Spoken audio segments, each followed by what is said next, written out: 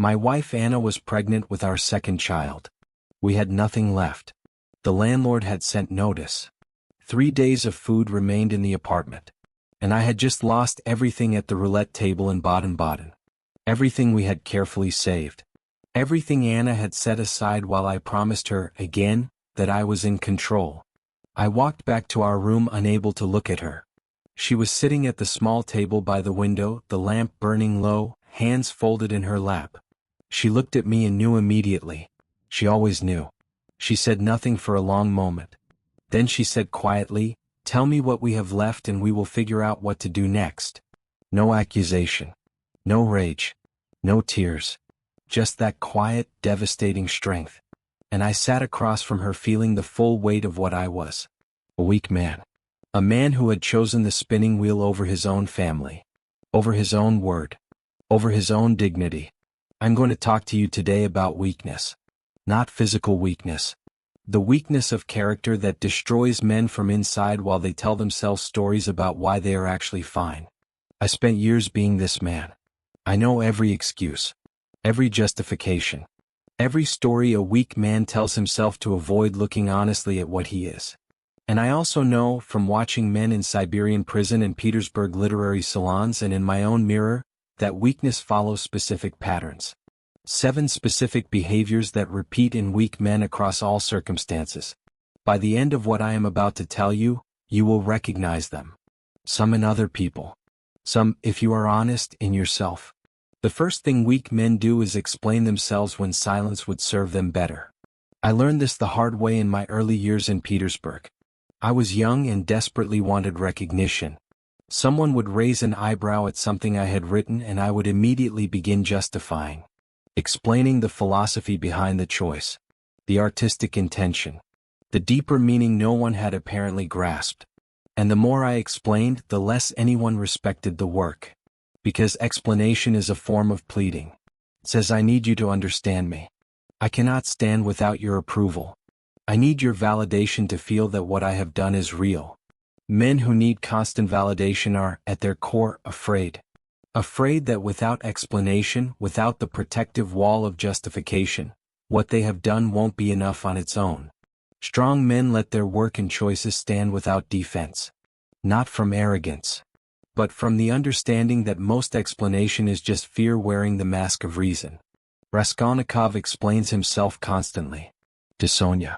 To Porfiry. To himself most of all. He has this elaborate philosophical architecture justifying what he did. The theory is sophisticated. You cannot easily refute it through pure logic. But every time he returns to it and polishes it and presents it again, he reveals that it has not convinced even him. The explanation is less about truth and more about the desperate hunger to feel justified. To have someone understand and accept what he did. And this hunger, this compulsive need to be understood and approved of, is the clearest signal of weakness I know. The second thing weak men do is confuse cruelty with strength. In Siberia I saw this more clearly than anywhere. There were prisoners who bullied and intimidated. Who used physical threat and psychological pressure to establish dominance. And they were always, without exception, the most frightened men in the camp. Not the strongest. The most frightened. Because real strength has no need to demonstrate itself through the suffering of others. It already knows what it is. It does not need to watch someone flinch to feel real. The man who needs others afraid of him is the man most afraid himself. He creates external evidence of power because he has no internal sense of it. I created Fyodor Karamazov to show this. He humiliates. He degrades. He takes pleasure in others' discomfort. And he is pitiable precisely because his cruelty is so clearly compensation. The behavior of a man with no genuine sense of his own worth. Who must diminish everyone around him to feel large himself. The men around Fyodor who possess genuine strength have no need for cruelty. Alyosha most clearly. His strength is visible in his gentleness. In his ability to absorb others' worst behavior without retaliating. In his refusal to need others smaller so he can feel larger. Think about men you know who are genuinely respected. Not feared. Respected. Do any of them need cruelty? That compulsion belongs exclusively to the weak man whose sense of himself is so fragile it cannot survive challenge without crushing the challenger. The third thing weak men do is abandon their principles the moment abandoning them becomes profitable. My first wife Maria was dying of tuberculosis when I discovered she had been seeing another man. She had been conducting an affair while I cared for her. While I sat beside her sickbed. While I watched her deteriorate and told myself that love required staying. And in that moment I faced a choice that had nothing to do with her betrayal. It had to do with who I was going to be in response to it. I could abandon the love I had promised.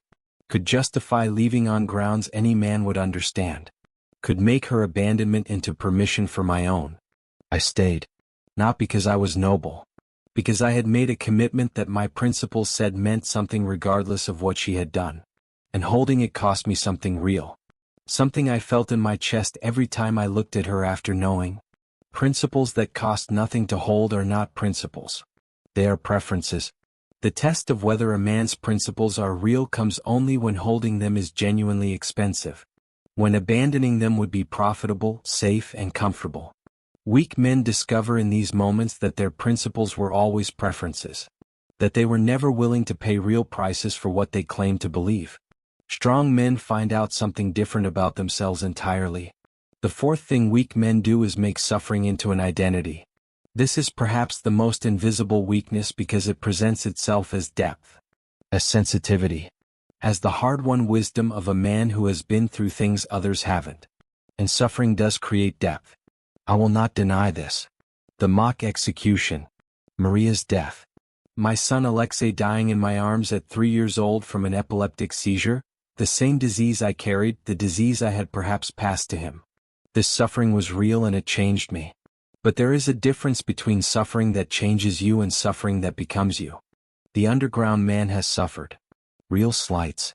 Real dismissals. Real failures of recognition and connection. And he takes this suffering and builds a fortress from it. Makes it the organizing fact of his existence. The defining story of who he is. And in doing so he traps himself permanently inside it.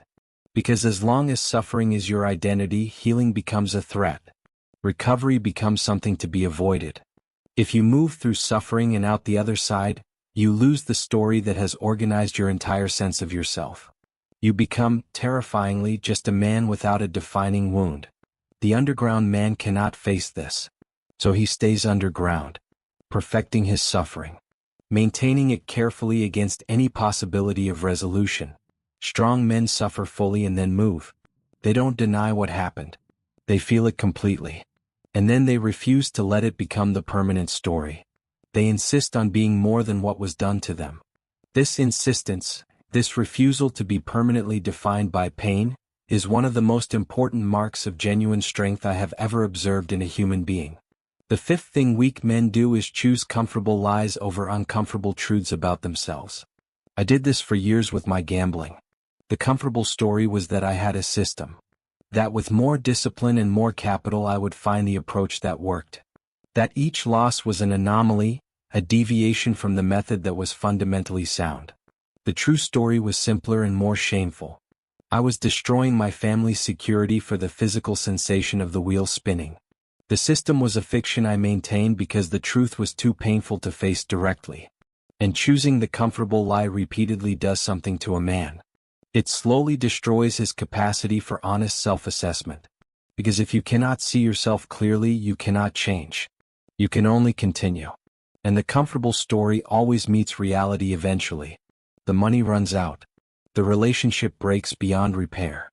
The consequences arrive that the comfortable story promised would never come. And when they do, the man who built his life on comfortable lies has nothing beneath him. No honest foundation. No real self-knowledge. Just the story that just collapsed under the weight of what was always true. I think of Anna at that table in Baden-Baden again. She had no comfortable stories about me that night. She saw exactly what had happened and who had caused it. And yet she did not abandon me. She worked from the truth of what was actually in front of her rather than the comfortable version. Her ability to face truth without flinching, about me, about our circumstances, about what needed to happen next, this was not coldness. It was the foundation that held everything together when I could not hold myself together. Truth is not cruelty. Refusing truth is. The sixth thing weak men do is seek permission before acting. not legal permission. Not the cooperation that genuine community requires. The internal permission. The need to have enough people agree that what they want is acceptable before they allow themselves to want it. The weak man navigates by consensus, by what is approved of, by what will be understood. And because consensus is always political, always shaped by people with agendas of their own, the man who follows it is always slightly lost, always behind where he needs to be. After returning from Siberia, I faced exactly this. Turgenev and his circle had defined what serious Russian literature was supposed to be, what subjects it should address, what philosophical positions it should hold, what style it should employ. The consensus was clear. And if I had sought permission from that consensus to write what I needed to write, none of it would exist. Crime and Punishment, Brothers Karamazov, The Idiot, none of it fit what was approved. All of it came from deciding that what I needed to write was worth writing regardless of whether the establishment thought it was the right direction. Strong men decide internally what they value and pursue it without waiting for the world's approval to make it legitimate. They understand that the world's approval always arrives late, always follows achievement rather than preceding it, always recognizes what is already done rather than granting permission for what needs doing. The man who waits for permission will wait forever, because no one is coming to grant it. The only permission that matters is the permission a man gives himself. And giving it, truly, without the constant check back to external consensus, requires strength that most men never develop because they never stop checking. The seventh thing weak men do is quit when the cost becomes real. Not when the cost becomes impossible. When it becomes uncomfortable in ways they did not anticipate. When the price they discover they are actually being charged is higher than the price they imagined when they started. And this retreat from real cost is the final and most definitive mark of weakness. Because everything worth doing costs more than you expected at the start. This is the simple truth of how meaningful work operates in the world. I wrote Crime and Punishment under conditions I could not have imagined when I began. Financial pressure was crushing. My health was failing. Epileptic episodes were making sustained concentration nearly impossible. My deadline was real in a way that threatened everything. And there were moments, many of them, when stopping would have been the rational choice. When the cost of continuing was genuinely higher than I had anticipated when I started. And I continued. Not because I was certain of success. Not because I could see clearly that the sacrifice would produce something worth the price. But because I had understood by then that the moment when quitting becomes most tempting is precisely the moment when continuing becomes most necessary. Because anything worth starting is worth the real cost of finishing. Weak men discover this principle and acknowledge it. Strong men actually live it.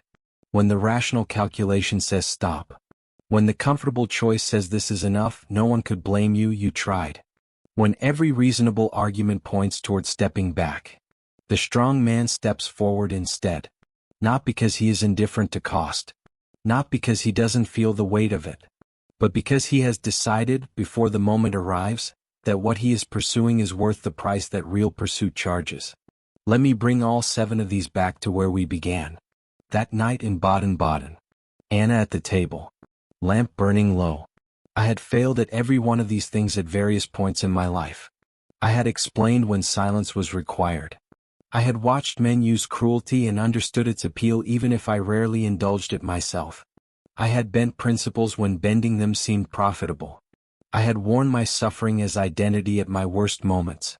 I had chosen comfortable stories about my gambling for years rather than face the truth. I had sought the literary establishment's permission before trusting my own vision. And I had quit multiple times when the real cost of continuing revealed itself. But what Anna showed me that night and what she showed me throughout the years of our marriage was not that weakness disqualifies a man.